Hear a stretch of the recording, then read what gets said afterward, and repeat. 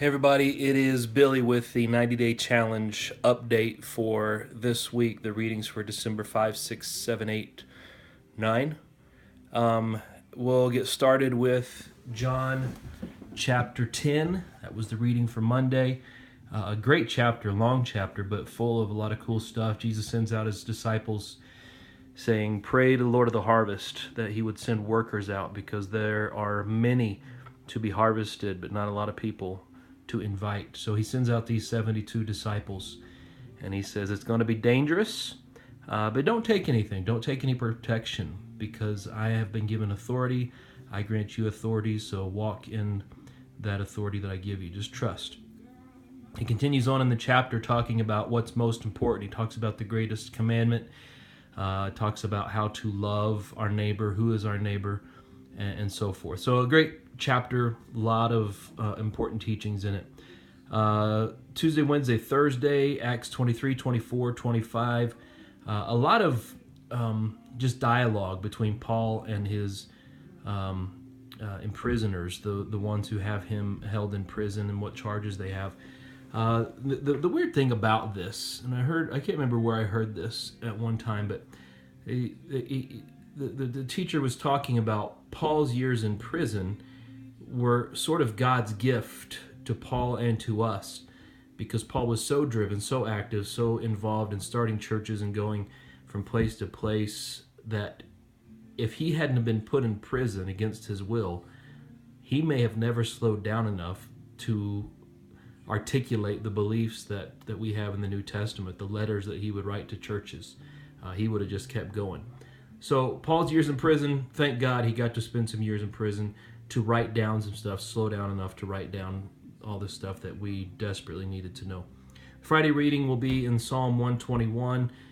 There's a line in there. This is a shorter one because there's some longer readings this week, but you get a short one on Friday. Psalm 121 talks about the God who watches over Israel.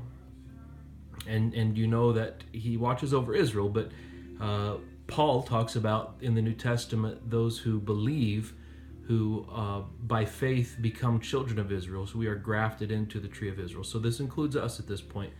That God never sleeps, never slumbers.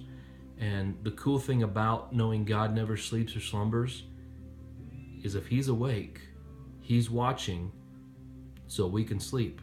Had a friend once who said he and his dad went hunting in bear country, and they went up without a tent because they just wanted to travel light and get a few hours of sleep before they were up ready to hunt elk. But they were in bear country. So my friend looks at his dad and he says, "Hey Dad, are you gonna be able to sleep tonight?" And the dad's like, "No, I think I better stay awake this whole time because it's too dangerous to sleep. We don't have any protection if a bear sneaks up on us." And my friend goes, "Okay, then I'm going to sleep." And so he's able to get his night's sleep because he knows his dad is awake and watching. And that's the dad we have in God.